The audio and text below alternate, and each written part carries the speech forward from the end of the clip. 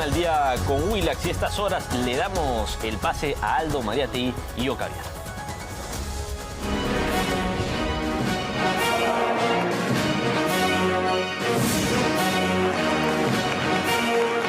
Hola, bienvenidos a Yo Caviar. Bueno, ha caído pues como pedrada en ojo de tuerto este empate en España con Cabo Verde, ¿no?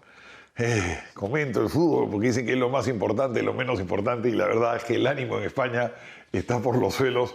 No se esperaba un empate con un equipo tan modesto, ¿no? A ver, que mejore la furia, los rojos de España.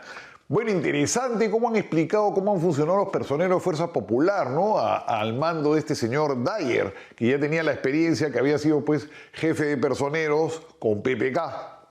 Bueno, Dyer dice que dividió en 3 grupos, ¿no?, a sus personeros. Los lobos, que eran los que se encargaban de las famosas mesas, estas 900K, que hay una trafa, y eso hay que revisarlo de todas maneras. Esas mesas huelen a trafa, pero apestan a trafa. Eso se llamaban los lobos. Después venían los soldados. Los soldados iban a mesas complicadas, mesas que no eran fáciles, ciudades que eran adversas, pero había que pelearla. No perder a 0, sino a 30, a 15, a 20, sacar los votos posibles, por cada voto contaba. Y los últimos fueron los militantes que fueron al resto. Entonces así se dividió y buscando minimizar pérdidas. Belmont va a ser candidato a la alcaldía de Lima. Belmont, a sus 80, 81 años, y no está, yo no encuentro bien de la cabeza. Increíble los tacneños, ganó en Tacna y sacó más de 1 millón de votos. La verdad es que en el Perú el nivel de estupidez es increíble, porque para votar por Belmont no puedes tener algo en la cabeza. Yo de los tacneños pienso lo peor, ¿ya? ¿Cómo pudo ganar en Tacna? Belmont ahora se lanza candidato. Dicen que también López Aliaga se lanzaría, vamos a ver.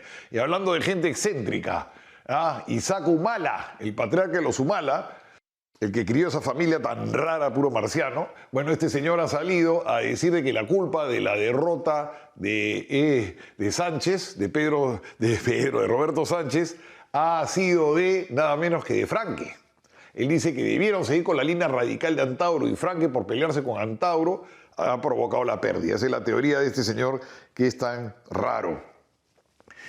Resulta que el 30% de los venezolanos que están en el Perú regresarían a su país, se quedarían el 70%. Eso es una encuesta interna que se ha hecho. 500.000 se regresaría a Venezuela, 1 millón ya echó raíces en el Perú. 1 millón, No se gastan los presupuestos, Después dicen que la culpa es de Lima. Tienen presupuestos por canon, les han aumentado un montón el presupuesto de las regiones. Esto yo voy a enfatizar siempre, porque le echan la culpa a Lima y son unos inútiles que no gastan el dinero, y después la culpa es de Lima, sobre todo en el sur. Siempre le echan la culpa a Lima y ellos tienen su plata de la época de Toledo. Bueno, el juicio de Villarán, pues se moverá. Se moverá el juicio por fin de la señora Villarán, que va tan lento, tan sospechosamente lento. Dicen que con esta acusación que se ha interpuesto en el Congreso, que se ha aprobado del congresista Muñante, aprobada por más de 80 votos, con esta acusación finalmente ese juicio va a tomar otra velocidad, ¿no? Están acusando a Gorriti, a toda la gente que ha estado metida en el tema tan raro de Odres, y ahí está pues dando vueltas la Villarán, ¿no? Por el convenio, ¿no? Es por el convenio de la acusación a Gorriti y esta gente. Bueno, las feministas calladas, pues. Una mujer va a ser presidente del Perú y todas calladitas. 900.000 personas ya han pedido su legalización en España. El 30 de este mes vence el plazo para legalizarse. Calcularon 500.000, ya estamos en 900.000. Yo creo que van a llegar al 1.000.000 tranquilamente. Y cerró la industria. Un periódico que es de 1895, ¿no? Lo fundó Vergel y Haya. Fundaron este periódico en 1895, perteneció durante décadas a la familia Cerro, un periódico muy bien hecho ahí en Trujillo, siempre a la vanguardia, y lamentablemente ha cerrado la industria. Qué pena de verdad. Y para cerrar el programa de hoy les voy a pasar un video hecho con inteligencia artificial que está circulando por redes y que me ha parecido delicioso, porque toca toda una serie de personajes, mucho coleguita, que apoyó en su momento a la opción de los comunistas, a Juntos por el Perú, y que han acabado por la pata de los caballos. Se van a reír mucho. Es un video, la verdad, bastante bien hecho. No sé si lo habrán visto ya por redes, pero si ya lo vieron, véanlo de nuevo, porque la verdad es que está súper divertido. Lo dejo. Ya estoy en Palacio. Increíble, no lo entiendo, no lo puedo entender, sus primos todos.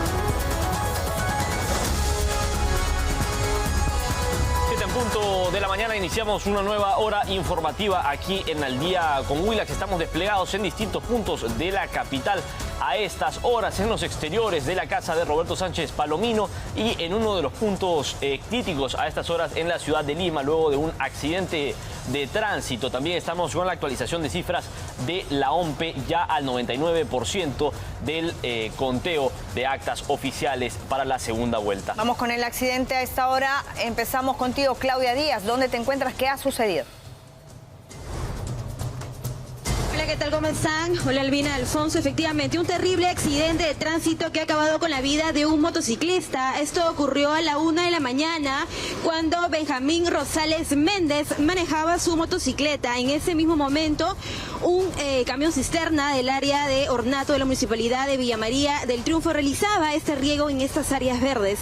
El camión estaba en movimiento hasta que apareció el joven a bordo de su unidad y se maneja esta presunta hipótesis. ¿Qué habría pasado? Menciona que el joven que manejaba es que habría querido ganar a otro vehículo y que al momento de cambiar de carril impactó con la parte posterior de esta cisterna. Lo cierto es que la víctima tenía su casco de seguridad, sin embargo, producto de este fuerte impacto es que él acabó la vida, un golpe directo en la cabeza.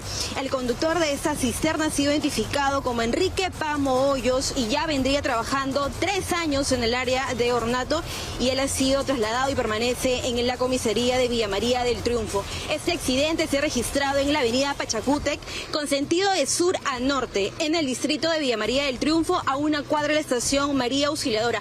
Esto ha generado que al menos esta vía, les comento, Alfonso, Albina, está restringido el pase vehicular en ese lugar. Sin embargo, las unidades de cargas pesadas, unidades de servicio de transporte público, entre otras, lo que están haciendo es seguir el paso, pero por la vía auxiliar. Hay que comentarlo a los conductores que al menos están en esta zona, que puedan tomar sus provisiones debido a ese accidente que se ha registrado. Hasta el momento no han llegado familiares de este joven motociclista que lastimosamente ha perdido la vida. Hay presencia de efectivos policiales, al igual que efectivos de serenazgo. Y hay cámaras de seguridad, también les comento, momentos previos a ese accidente que se veía que el motociclista iba a una velocidad, digamos, no tan moderada. Y ya después de esto es que se ha registrado el accidente. Bueno, terrible, ahí tomen nota. Reitéranos la ubicación porque empieza ya a esta hora, la hora punta también.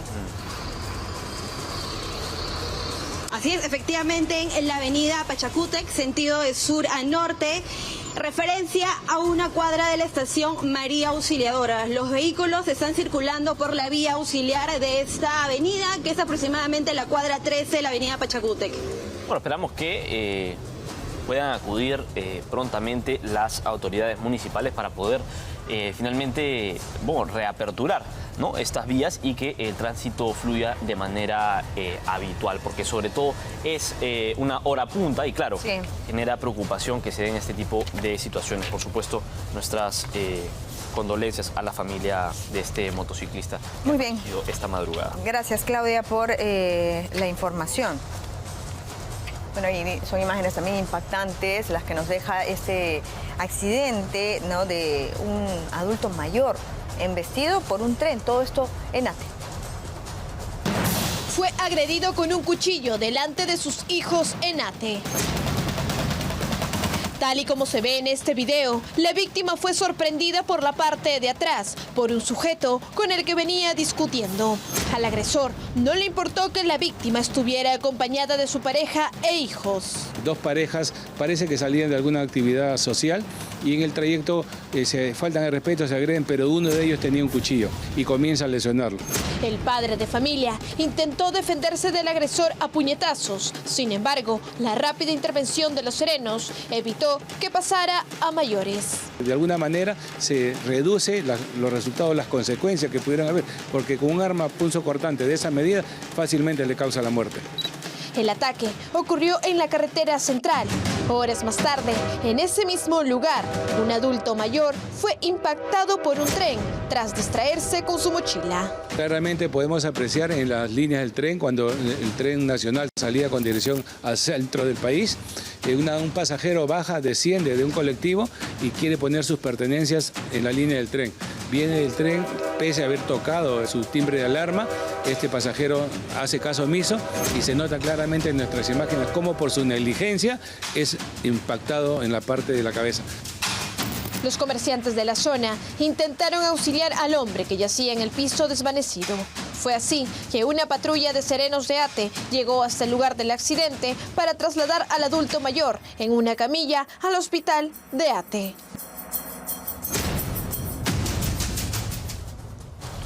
Bueno, y en Ate también una mototaxi que tenía delincuentes a bordo embistió a un agente policial. Tenemos justo las imágenes en pantalla realmente impactantes y luego, por supuesto, se da al intento de fuga luego de darse cuenta lo que había hecho. Bueno, están buenas las imágenes de las cámaras de la municipalidad, ¿no? Son de ATE. Mira cómo hacen todo el seguimiento. Vamos a ver si es que finalmente dieron con la captura o la ubicación del conductor de esta mototaxi. Una mototaxi con delincuentes a bordo impactó contra un policía tras intentar darse a la fuga en Ate. Todo ocurrió luego de que los agentes de serenazgo se percataran a través de las cámaras de videovigilancia que se cometían arrebatos de celulares en esta mototaxi. Ellos fingen hacer colectivo en mototaxi. Entonces está el conductor y está un pseudo pasajero. Para los desplazamientos cortos sube el segundo pasajero y ahí es asaltado. Lo despojan de su celular, lo bajan y continúan la ruta. Serenos en compañía de efectivos policiales acudieron al cruce de la avenida Mariátegui con circunvalación para capturar a la banda.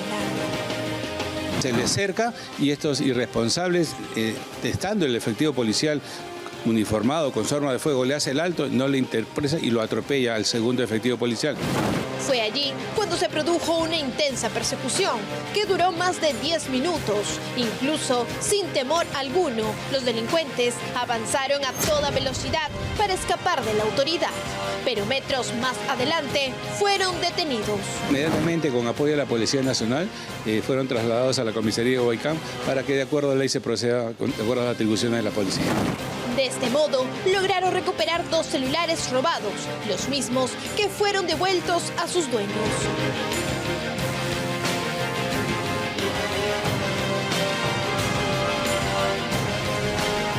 Bueno, vamos a hablar de lo que es la Yapetón en Juntos por el Perú.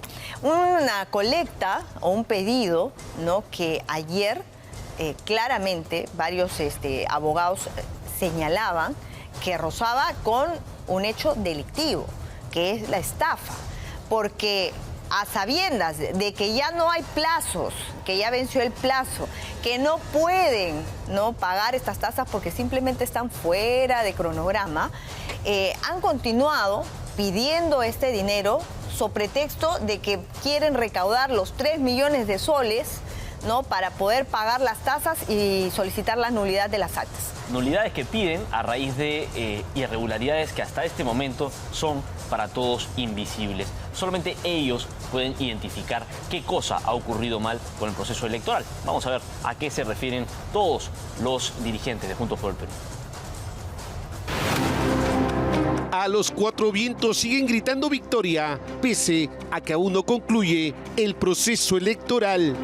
La pelota está en la cancha ¿de quién? De las autoridades electorales y esperemos que resuelvan con justicia y no por presión política. De tal manera que nosotros nos sentimos ganadores. JP se siente ganador. Tenemos un presidente de la República, su nombre Roberto Sánchez Palomino. El polémico Iber Maraví y controvertido virtual senador de Juntos por el Perú cuestionó a los organismos electorales y aseguró que habían modificado las reglas del proceso de votación en el extranjero.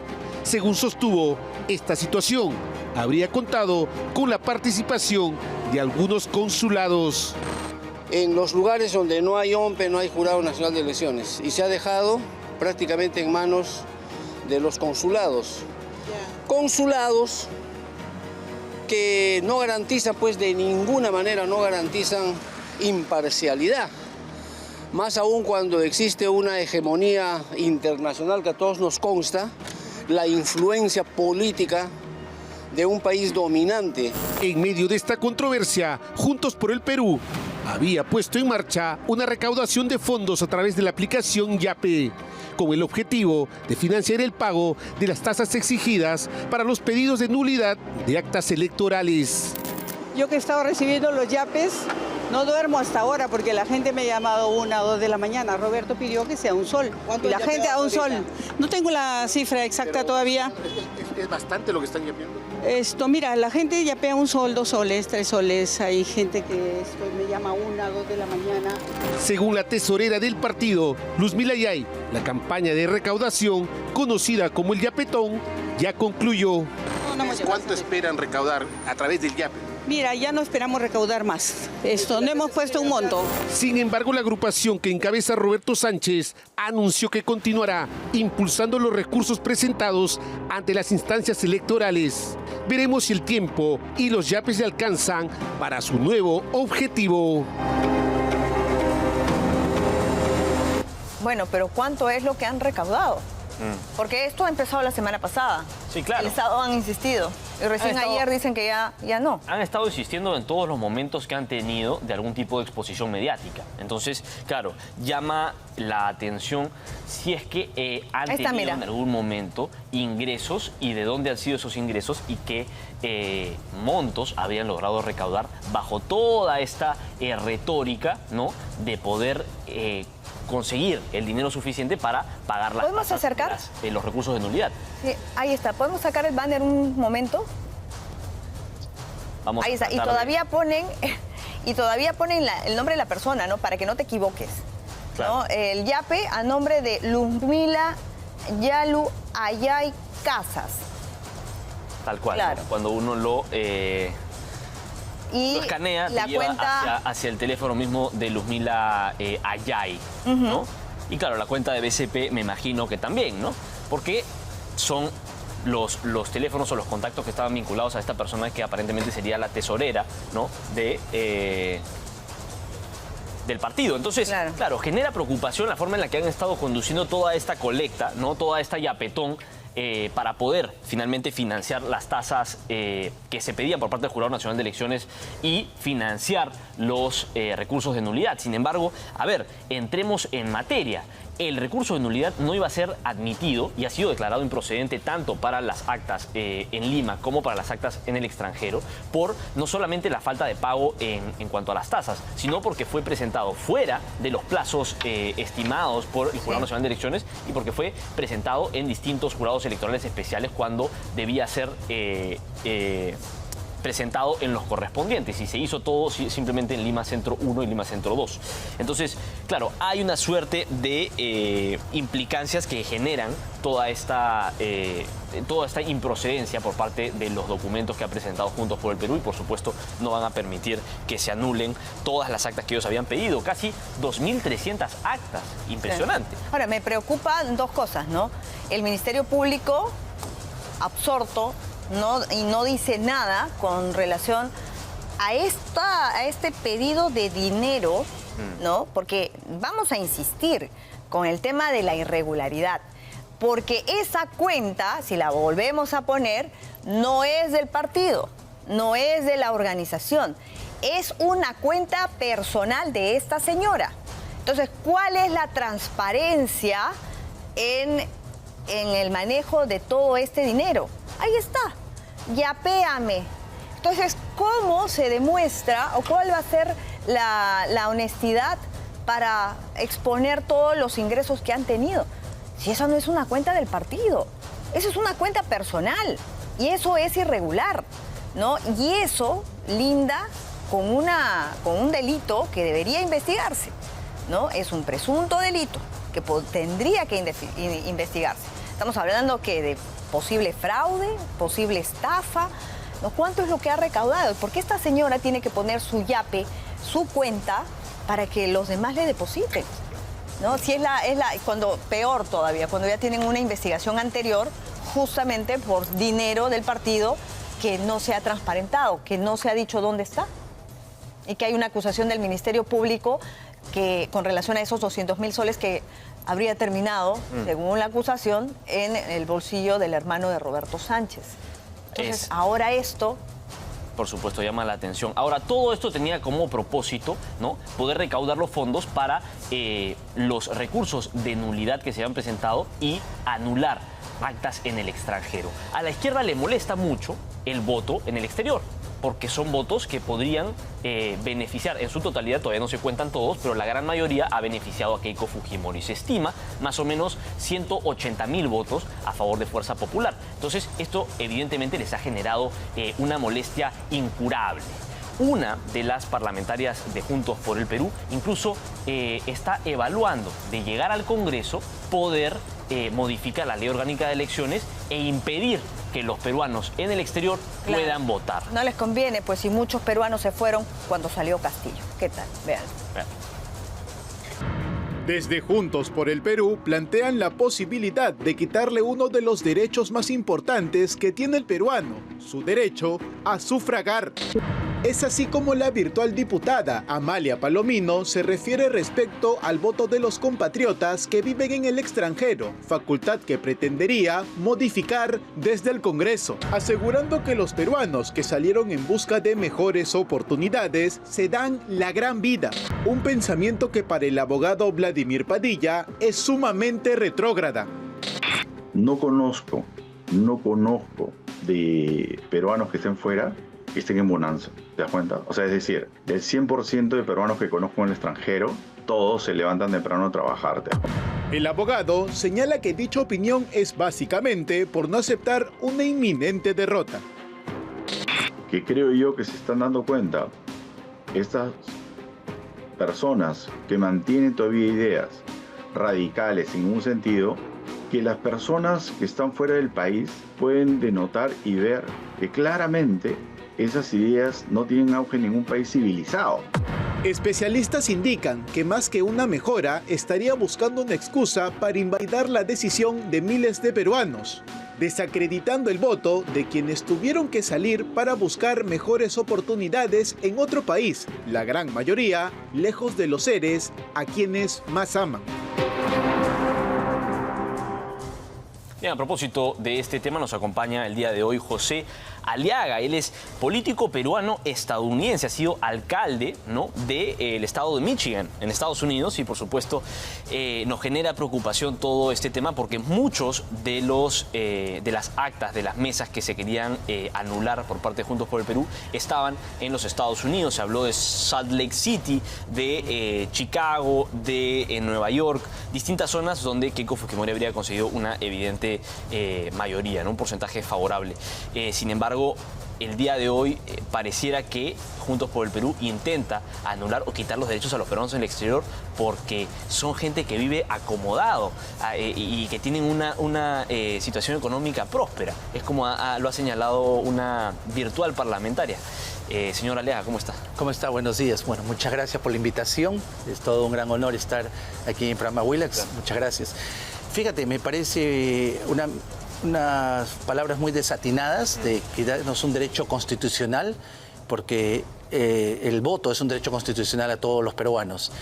Y bueno, no me sorprende por un lado, quiero contarte que me acuerdo antes del COVID, el 2019, también pasó esto, y muchos peruanos vinimos acá y vinimos en forma de protesta, no solamente de Estados Unidos, sino de Chile, Argentina y muchos lados, ¿no?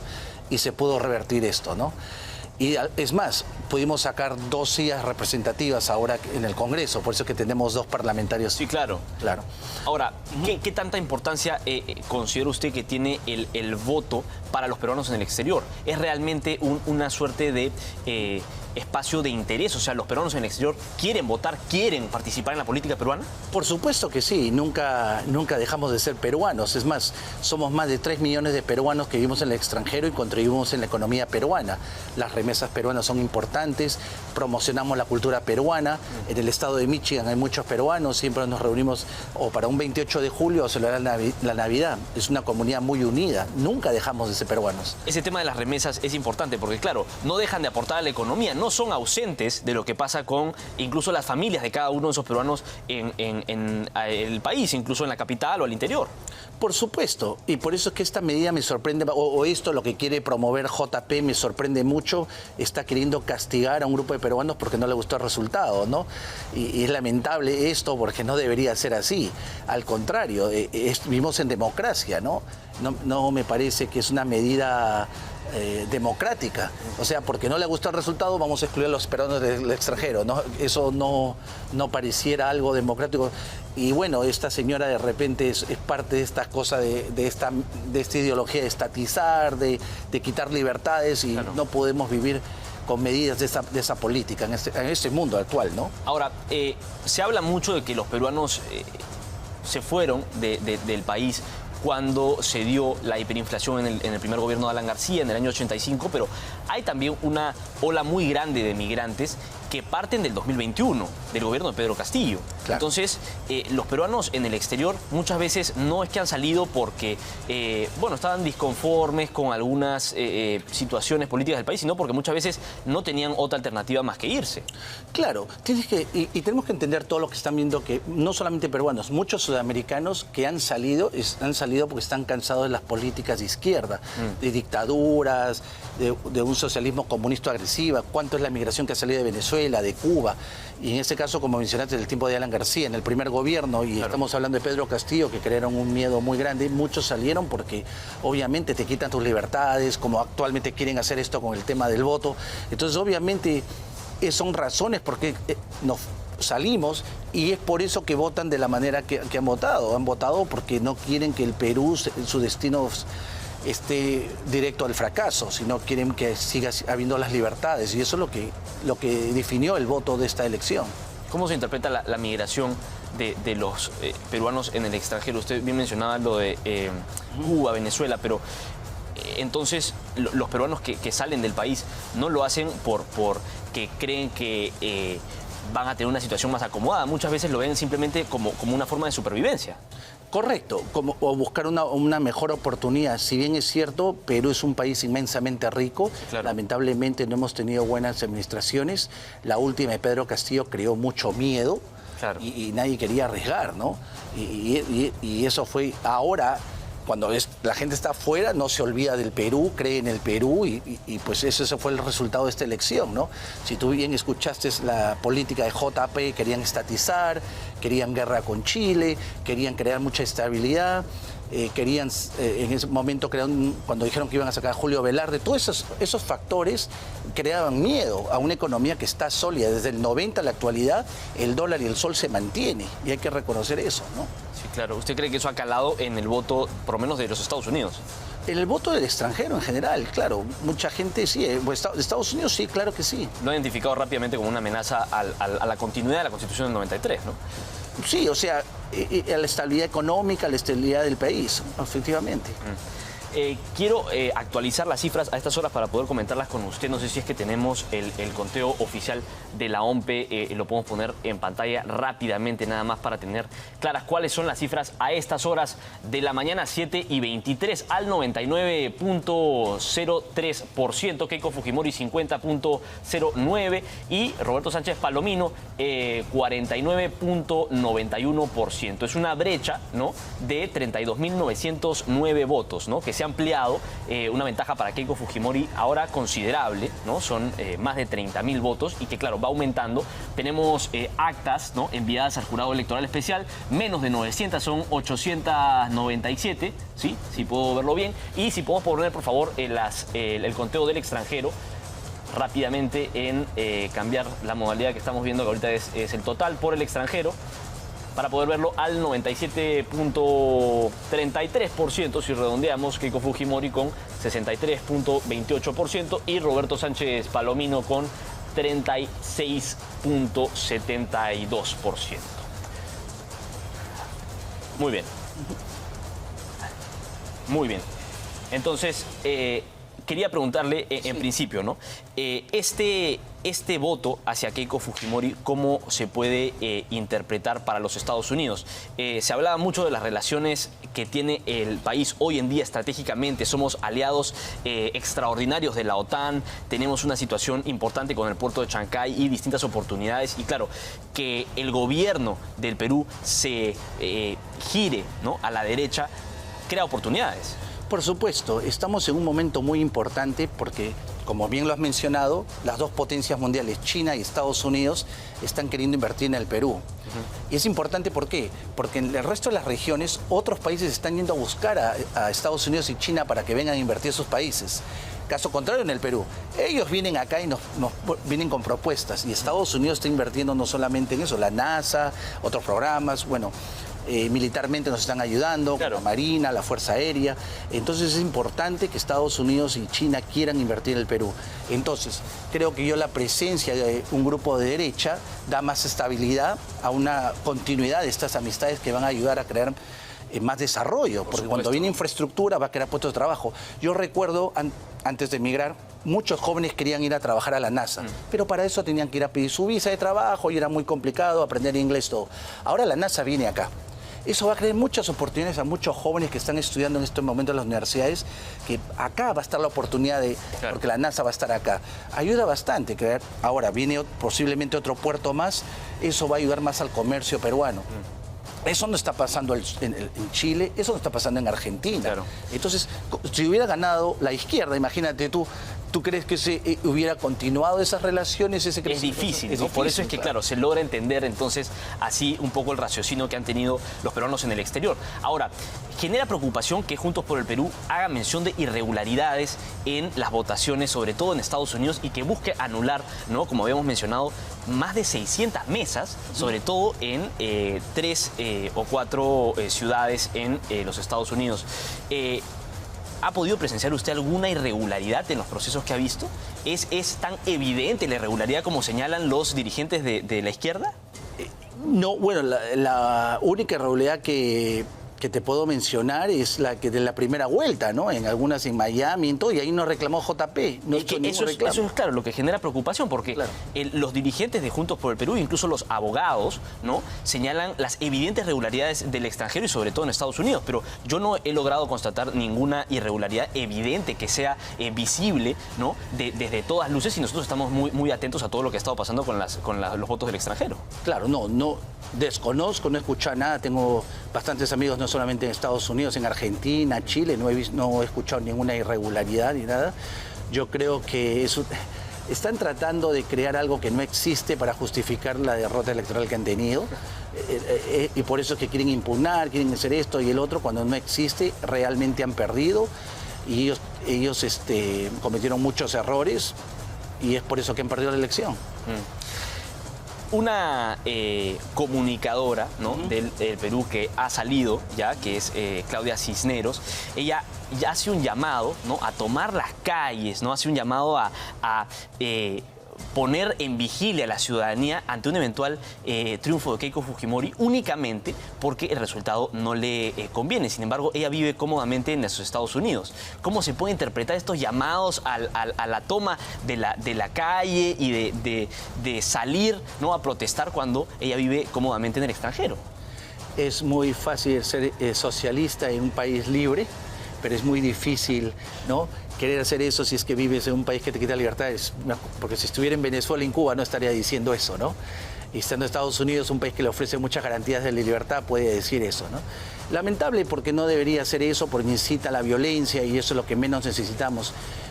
Yo creo que el Perú necesita unirse en este momento, tenemos que sumar y queremos que la nueva administración salga adelante, porque mientras mejor le vaya, mejor nos va a todos nosotros. Pues vamos a escucharlo para poder comentarlo, pero quería preguntarle si es que es posible que esto ponga en riesgo su situación migratoria, porque claro, es un llamado a la movilización ciudadana, una incitación política, ¿no? No sé si lo tenemos ya en Switcher para poder escucharlo y poder tener el contexto completo.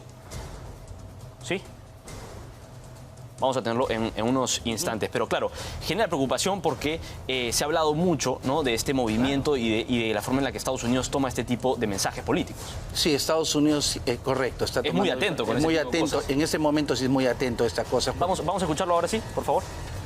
Bueno, son los comentarios desde Estados Unidos cómodamente, ¿no? Claro, pero en esta declaración ella no está mostrando una prueba, no está mostrando, oiga, en tales meses hubieron fraude o hubo esto con documentación. Es una opinión populista de crear una incitación cuando no necesitamos eso. En este momento tenemos que unirnos como peruanos para trabajar juntos, para que siga avanzando el país.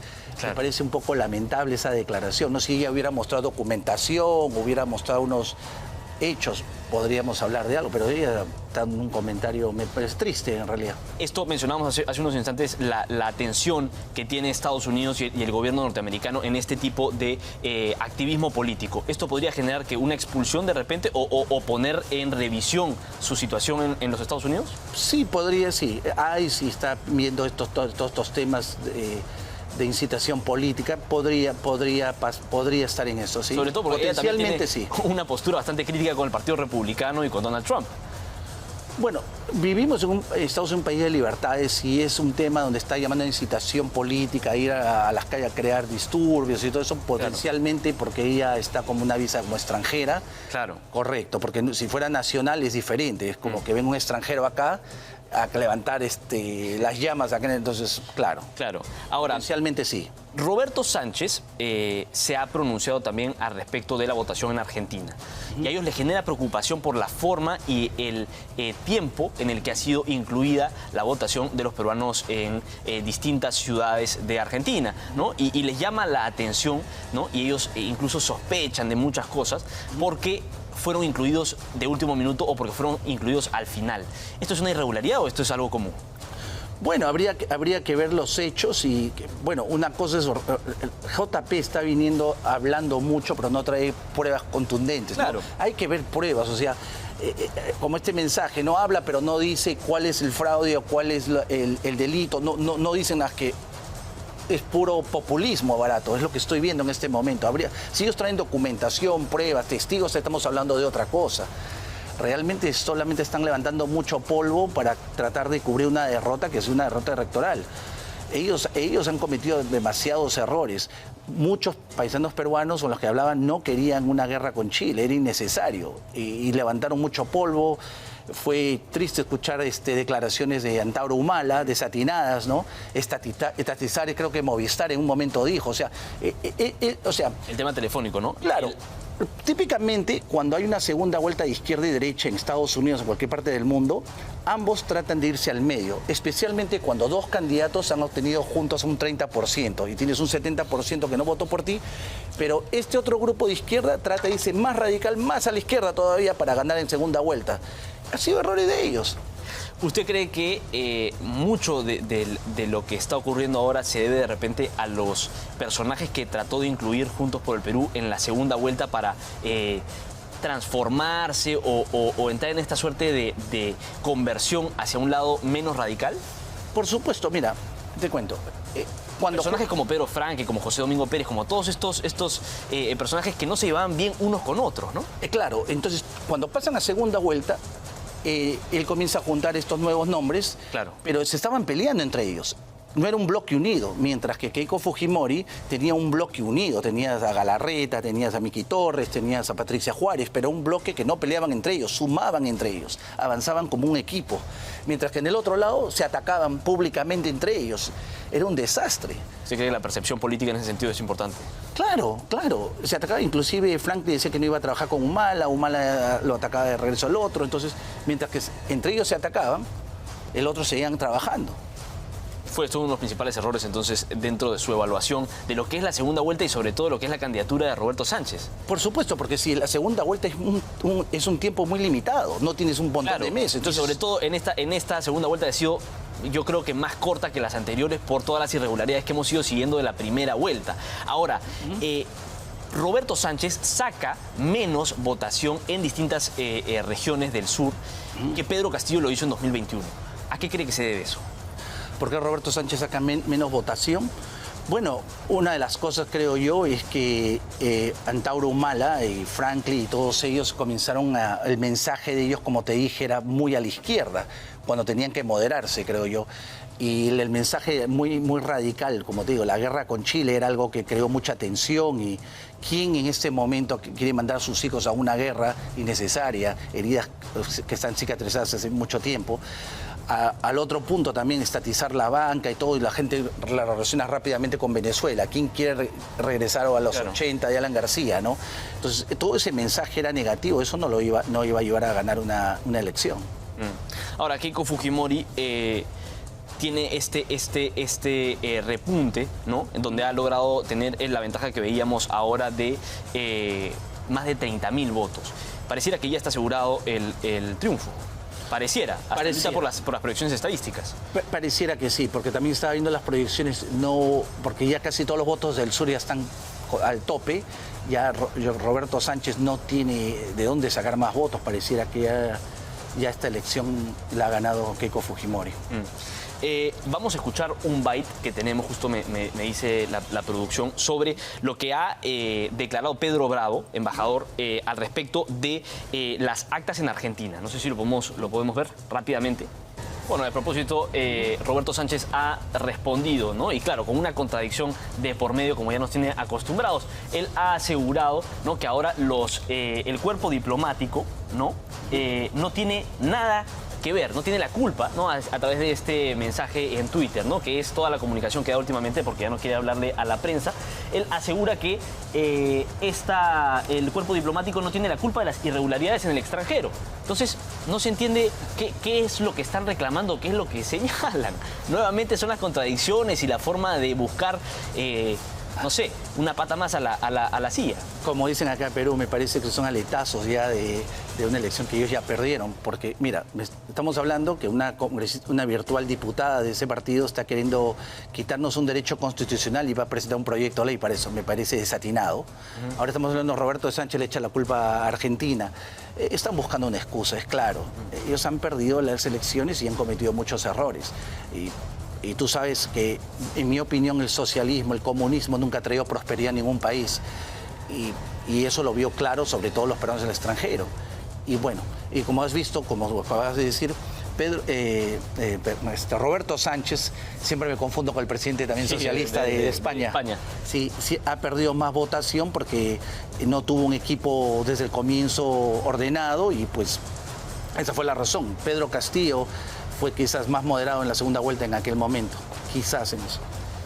Keiko Fujimori debe asumir ahora, bueno, si es que se concreta, ¿no?, al 100%, que ya estamos muy próximos a lograr ver ese conteo oficial de la OMPE, está próxima a poder asumir la presidencia de la República. ¿Qué retos debe asumir de inmediato? Bueno, el reto más inmediato es la seguridad ciudadana, ¿no? Los sicariatos, las extorsiones.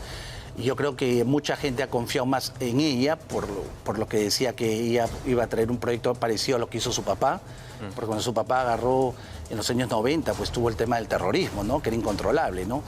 Creo que ese es el mensaje con el que pudo pasar segunda vuelta y eso es lo que nosotros los peruanos queremos, porque las noticias que vemos en Estados Unidos, porque creas o no, todos los peruanos que vivimos afuera vemos las noticias, vemos Willax, vemos muchas noticias y vemos los sicariatos, las extorsiones, cómo han incrementado y es lamentable. Queremos mano fuerte, así como Donald Trump lo hizo, como Jair Bukele lo hizo en su momento, como lo está haciendo Patricia Bullrich en Argentina, pero todo ha sido mano dura. Gana la derecha, pero comienza la derecha también a poner mano fuerte, no mano tibias, ¿no? Y acá lo que la gente quiere es mano dura, porque se está saliendo de control ya. Muy bien, señor José Alea, le agradezco muchísimo por haber estado hoy en el día con Willax y, por supuesto, por ayudarnos a entender un poco este tipo de discursos que tiene Juntos por el Perú en estos momentos, sobre todo con el voto del extranjero, que por supuesto es un derecho constitucional, como usted bien lo ha mencionado, ¿no? Muchas gracias por acompañarnos. Gracias. Continuamos con más información a estas horas, porque en los últimos días, ¿no? Roberto Sánchez busca no solamente recontar, ¿no?, los votos de algunas mesas y algunas actas, sino todos los votos de la segunda vuelta. Una realmente contradicción con lo que él había señalado en el pasado, porque en el año 2025 él votó en contra de este tipo de implementaciones a la ley orgánica de elecciones. Él se mostró contrario, ¿no?, a esta adaptación, a este mecanismo en caso de que existan irregularidades en los procesos electorales. Vamos a ver. Sánchez en contra. Así fue como votó Roberto Sánchez cuando se propuso en el Pleno del Congreso modificar la ley orgánica de elecciones para regular el recuento de votos. Tras más de un año, el candidato presidencial tuvo que ceñirse a lo que en su momento se mostró en contra y ahora pide por todos los medios un reconteo de votos a la OMPE. Yo lo planteo en el marco de la ley. Siempre hay posibilidades y acciones en el marco del debido proceso de la justicia electoral para garantizar transparencia, ¿no? Un pedido que, según especialistas, estaría fuera de los plazos establecidos. Si las elecciones fueron el domingo, las impugnaciones vencen el miércoles, lunes, martes. Ya no hay forma. 3 días. Ya le rechazaron. El abogado Wilmer Medina comentó que esta solicitud sería de puro interés propio, mas no en aras de la transparencia. Como esos actos irregulares que nosotros denunciábamos los favorecía, decía, no, por Dios, por favor, está hablando, narrativa. Lloriqueo. No, ahí no existía Ipsos, apoyo, no existía nada. Además, cuestionó el pedido de apoyo solidario por parte de Roberto Sánchez y Juntos por el Perú. El tipo penal es estafa. ¿Qué dice el tipo penal? El que mediante ardid o engaño hace que alguien le genere alguna ganancia, es estafa. En este escenario, Medina solicita la intervención de la Fiscalía. Señor Tomás Aladino Gálvez Villegas, tiene que actuar inmediatamente no solamente contra el señor Sánchez, también con todos los que están generando esta logística para recaudar. Tal parece que el último intento por llegar al sillón presidencial solo quedaría en manotazos de ahogado. Cualquier recurso quieren tratar de implementar para poder volver a tirar los dados a ver si es que consiguen un resultado distinto, ¿no? Y sobre todo llama la atención que, claro, sea algo a lo que se ha opuesto en el pasado Roberto Sánchez, porque nos pinta de cuerpo completo cómo es que están tratando de incluso ir en contra, ¿no?, de lo que ellos habían representado o de lo que ellos consideraban que eran valores inamovibles, por ahora hacer lo que sea con tal de jalar algunos cuantos votos y ver si es que se puede revertir esta brecha, esta distancia con Keiko Fujimori, ¿no? Claro, genera, por supuesto, preocupación, ¿no?, sobre todo el respaldo que podrían tener de la bancada de Juntos por el Perú para llevar a cabo este tipo de movimientos, como lo comenzábamos antes con José Aliaga, de quitarle el voto a los extranjeros, ¿no? Eso es quizá el principal punto de preocupación a estas alturas, Albina. Muy bien, vamos a seguir hablando, por supuesto, de todas estas maniobras, ¿no?, de Juntos por el Perú, porque lo decíamos, ¿no?, ¿cuál es la estrategia detrás de seguir dilatando esta situación y de no reconocer lo que ya a todas luces estadísticamente apunta como una derrota para esta agrupación política? Por ejemplo, el día de mañana han convocado a plantones, concentraciones, el viernes a una nueva movilización. O sea, ¿y cuál es el objetivo finalmente? Si los resultados oficiales se van conociendo y Roberto Sánchez se había comprometido en reconocer estos resultados, ¿qué cambió en el camino? ¿Y a dónde va a llevar el que estén llevando prácticamente de las narices a muchas personas a protestar, no a hacer plantones? Todos estamos de verdad viviendo del día a día. Todos queremos que el país progrese. Y a recolectar dinero. Queremos salir, ¿no?, de este tema electoral. Y ahora no solamente es que los llevan de las narices, también le dicen, ¿sabes qué? ¿Cómo es? El bolo. Impresionante. ¿Qué es esto? Véalo. ¿Llegó a la meta? No se ha llegado a la meta, pero se va a pagar, ¿no? Todo lo que se ha recaudado se va a destinar para los pagos de estas tasas electorales, ya sean para nulidades, ya sean para actas observadas. Se acabó la chanchita. En el seno de Juntos por el Perú siguen buscando la forma de observar o declarar nulas actas que les permitan superar en el conteo de votos a Keiko Fujimori. Buenas noches. Las estructuras que se van a hacer con Perú. Buenas noches. Estamos en vivo para... Roberto Sánchez eligió una cafetería de Jesús María para reunirse con la cúpula de Juntos por el Perú por más de 8 horas. El candidato presidencial evadió a la prensa como si se tratara de una estrategia que aplica en los tiempos extras de un partido donde ya ve lejana la opción de superar a su rival. Pese a que la colecta de yapes de Sánchez fracasó, Juntos por el Perú va a pagar casi 3 millones de soles por el concepto de tasas electorales. ¿Quién financiará este manotazo de ahogado? Hemos interpuesto la nulidad de 647 mesas, como sabrán, en Estados Unidos, 1.651 o 1.751 acá en Lima y 233 la de Buenos Aires. ¿Se llegó a la meta? No se llegó a la meta, pero se va a pagar. ¿Cuánto recaudaron? No, eso también. Sus aliados castillistas han advertido irregularidades en los votos del extranjero. Incluso Alejandro Salas apuntó a los funcionarios y servidores de las embajadas. Hemos visto y se han evidenciado una serie de irregularidades que se va a abrir el campo legal y sobre la base de eso las autoridades electorales podrán, funcionarios o servidores de las embajadas han participado en el proceso electoral. De la misma forma, arremetió contra Keiko Fujimori. A ver, bueno, ahora la señora Keiko Fujimori nos quiere dar lecciones de cómo se respeta un proceso electoral. Cuestionó y criticó hablando ella de fraude. Nosotros estamos hablando de fraude. Estamos hablando de irregularidades que tienen que ser revisadas por el marco y por el contexto legal. Yo creo que hay que darle lecciones a la señora Fujimori. Pese a que el plazo de las impugnaciones ya culminó, Juntos por el Perú mueve todo su equipo legal para encontrar la manera de ponerle más trabas al proceso electoral más complejo de los últimos tiempos. Bueno, todo un aparato legal que también sabe que hay ciertas situaciones que podrían, ¿no?, ser muy cuestionables. El hecho, por ejemplo, de estas movilizaciones o llamar a estas movilizaciones, ¿no? ¿Quién está financiando, ¿no?, estas movilizaciones que están planteando para mañana, para el día viernes? ¿Quién financia la estadía de estos manifestantes en los exteriores del Jurado Nacional de Elecciones? ¿Cuándo van a rendir cuentas por estos aportes que han estado pidiendo de 1 sol, 2 soles en la cuenta, no del partido, sino de la tesorera de este partido, ¿no? ¿Cuándo van a rendir cuentas? ¿Y cuándo el equipo legal, ¿no?, va a hacer realmente un análisis sobre la legalidad de esta situación? Porque hay un registro, ¿no?, y hay reglas claras con relación al financiamiento de los partidos políticos. Entonces son muchos los cuestionamientos, muchas las interrogantes y la verdad es que van aumentando como pasan los días. Y claro, lo cierto es que quienes actúan con mayor celeridad son los jurados electorales especiales, bueno, y el jurado de Lima Centro 2 ya ha declarado la improcedencia, ¿no?, de este pedido de nulidad para las actas del extranjero, más de 600 actas que buscaban anular en Juntos por el Perú. Ellos aseguran que no existen o no han podido corroborar la existencia de irregularidades en el proceso electoral que se ha llevado a cabo en el extranjero. Vamos a escucharlo. Descartan irregularidades en las cédulas del extranjero. No hemos contado con ninguna irregularidad señalada.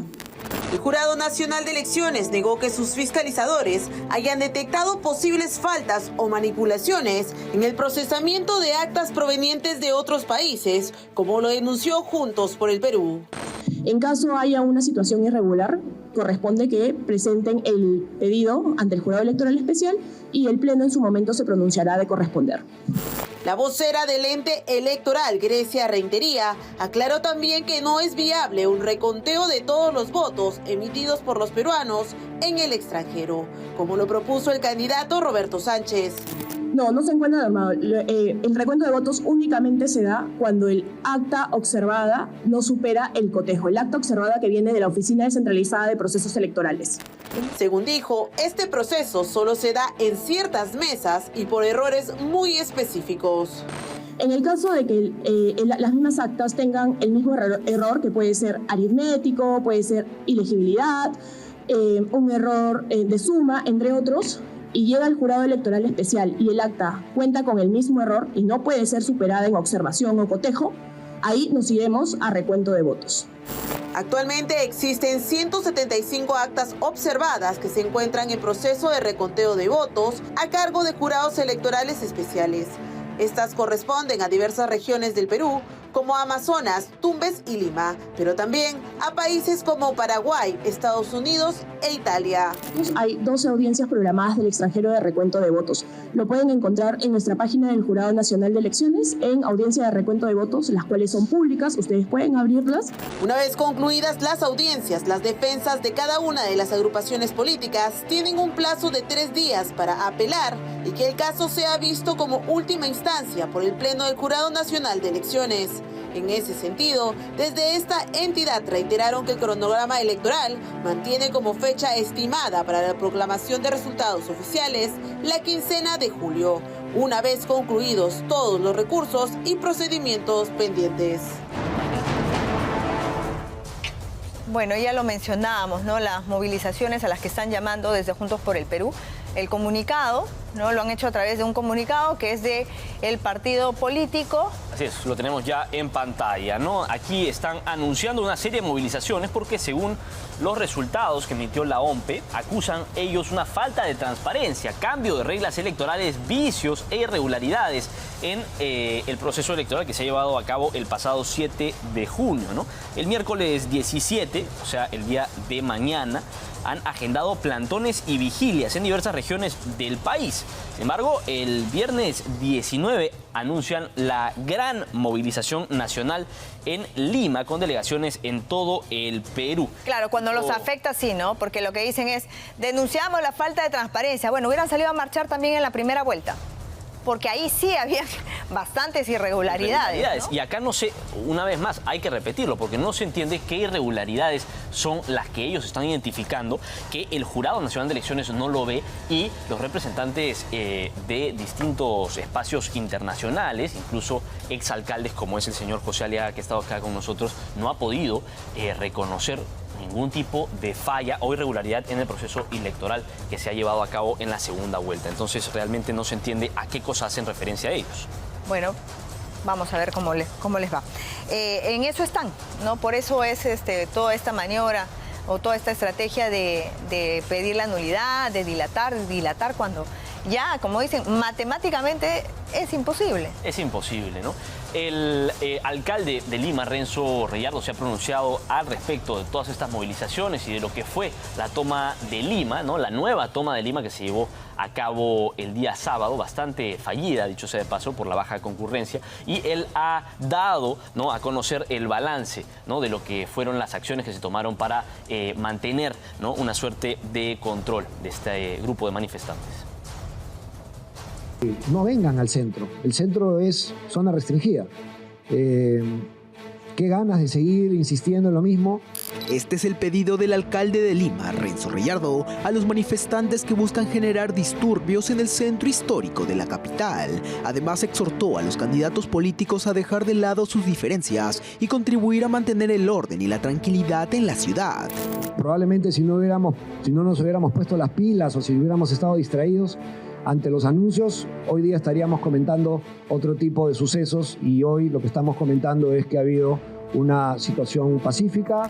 De esta manera fue controlada la manifestación del último sábado, donde afortunadamente no se reportaron incidentes gracias al despliegue de más de 1000 agentes municipales, 800 serenos y personal de fiscalización en la zona. Además, las cámaras de videovigilancia y los drones fueron fundamentales para monitorear en tiempo real el desarrollo de la manifestación. En el despliegue que hemos realizado es un despliegue que representa un costo importante, que representa el dedicarle atención y esfuerzo a algo que podría haberse evitado si no se hubieran hecho los anuncios y si no estaríamos en esta situación de crisis política. Ante posibles nuevas protestas, el alcalde de Lima avisó que continuará con los trabajos coordinados con la policía, Defensoría del Pueblo y la Fiscalía. Hay una ordenanza, hay un acuerdo de consejo, hay intangibilidad en el centro y vamos a ser muy firmes en que estas disposiciones se respeten con cualquier candidato, con todos los candidatos. Este balance lo dio el burgomaestre Renzo Gallardo en el Centro de Control de Operaciones de la Municipalidad de Lima, donde prometió más medidas si se intensifican las manifestaciones en los próximos días.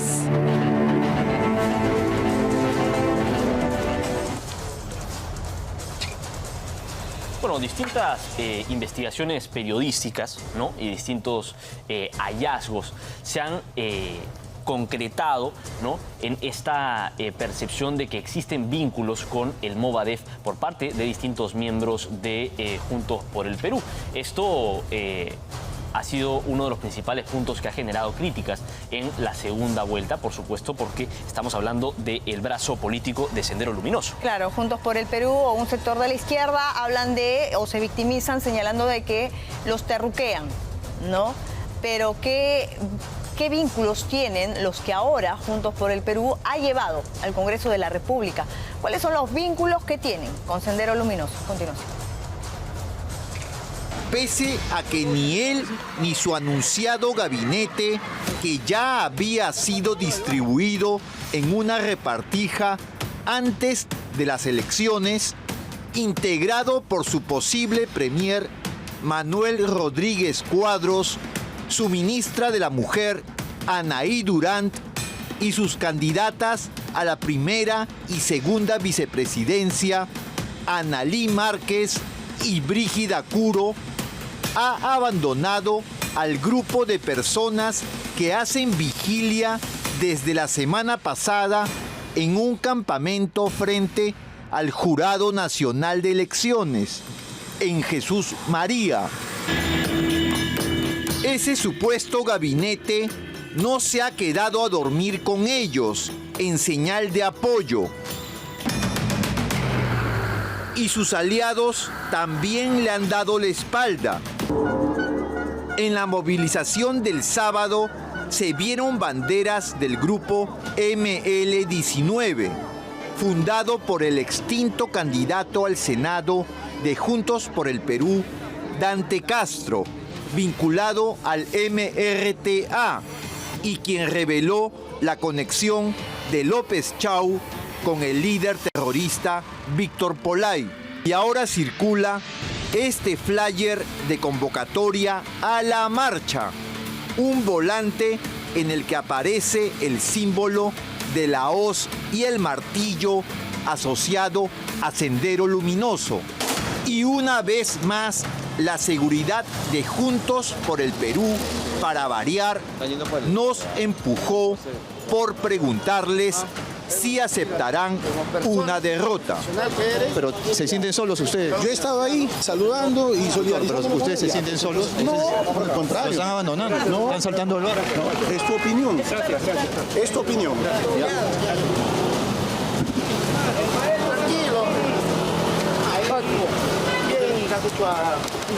¿Los están dejando solos? No, no estamos solos. No. Mi compañero mismo dice... Ustedes son antauristas. ¿Cuánto les pagan por agredir a la prensa? No, ¿cuánto les pagan? ¿Cuánto les pagan? Bueno, ¿los terruquean o no los terruquean? ¿O hay terroristas detrás de? ¿No? Bueno, para que no digan que nosotros somos los que lo decimos, estamos con el general José Baella. Él ha sido jefe de la Dirección contra el Terrorismo y ahora virtual senador. ¿Cómo le va? Gracias por estar con nosotros. Buenos días, diputado. Diputado, ¿verdad? Claro. Diputado. Bueno, existe una estrategia marcada de infiltración política de Sendero Luminoso o de qué otras organizaciones terroristas. Esta es una estrategia que viene de años. Después de la caída de Abimael Guzmán en el año 92, él cambia su estrategia a lucha política con armas, que es el terrorismo, a lucha política sin armas. ¿Qué cosa quiere decir esto? Esto quiere decir infiltrar la democracia. Estamos hablando del siglo pasado, ¿no?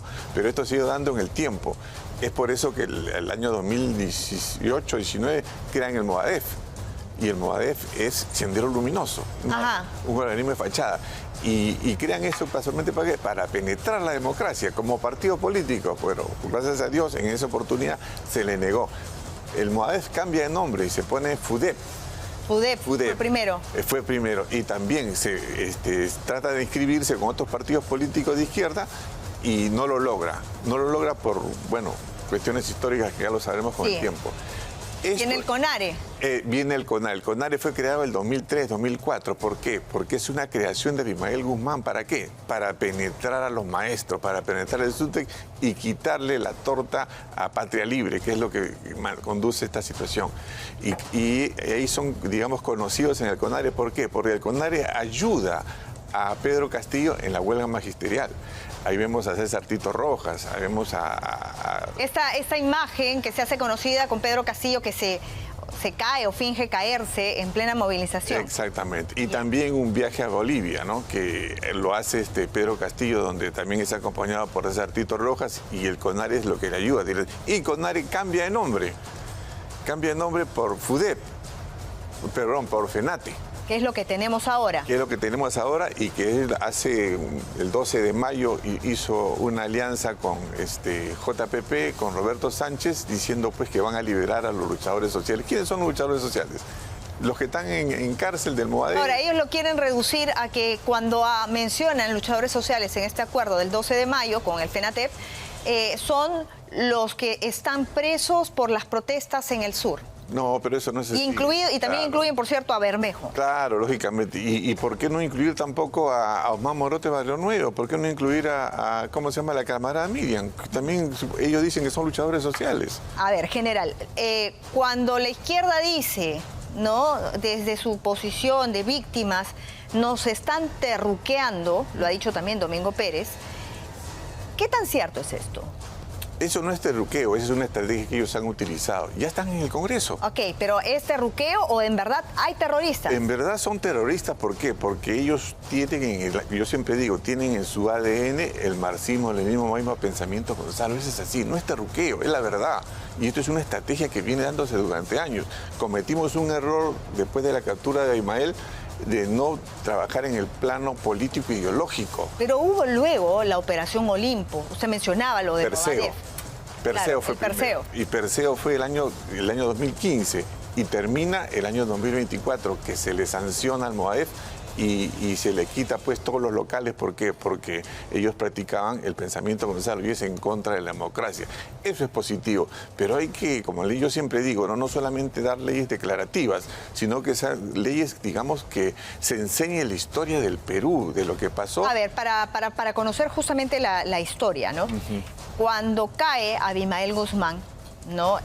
La frase recordada, el pensamiento Gonzalo y qué sé yo.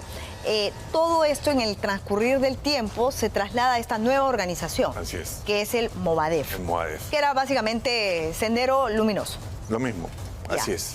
Lo desarticulan por las investigaciones que hacen, inteligencia y todo lo demás.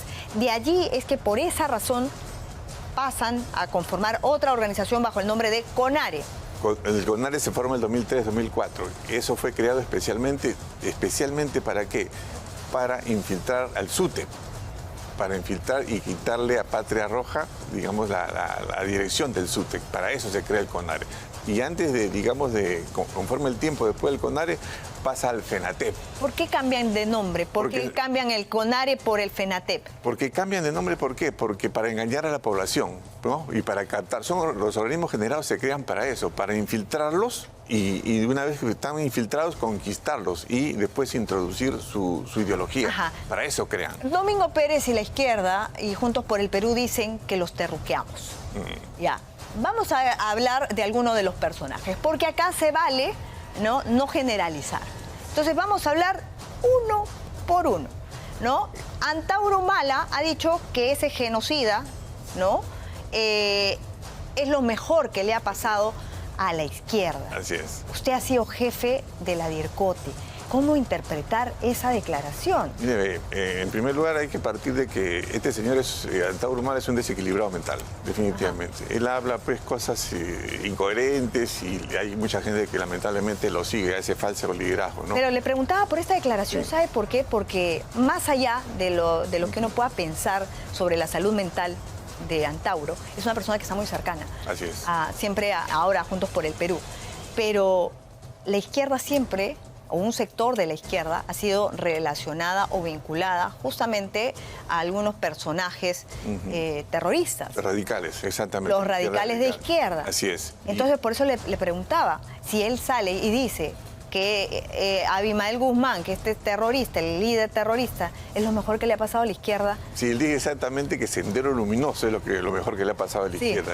Yo pienso que se hizo una investigación al respecto. Lamentablemente no prosiguió la investigación porque hay requisitos que ha puesto, digamos, la Corte Suprema en el sentido de qué cosa es apología al terrorismo. Claro, pero esa declaración es apología. En otro tiempo hubiera sido apología. Claro, lógicamente, pero en este momento en ese momento que se hizo la investigación no se logró, digamos, obtener los elementos de comisión necesarios para hacer una denuncia. Pero ahora mismo ha sido esta declaración. No, esa es una declaración antigua, declaración antigua que ha pasado. Pero de todas maneras, la situación está de que, ¿cómo vamos a decir pues que Sendero Luminoso es lo mejor que le ha pasado a la izquierda? ¿Por qué ya no pesa este tipo de declaraciones como elementos o evidencia de que se está haciendo apología a esta parte tan oscura? Lo que pasa es que esta investigación ya se hizo en su momento. Sí, yo sé, pero ¿cuál fue la...? No hubo buen resultado, no llegó, porque lamentablemente pues muchos operadores pues de justicia, es lo que pasa por ejemplo en lo que es la puerta giratoria, ¿no? A veces entran por un lado y salen por el otro lado, y lamentablemente pues a veces algunos fiscales no entienden, digamos,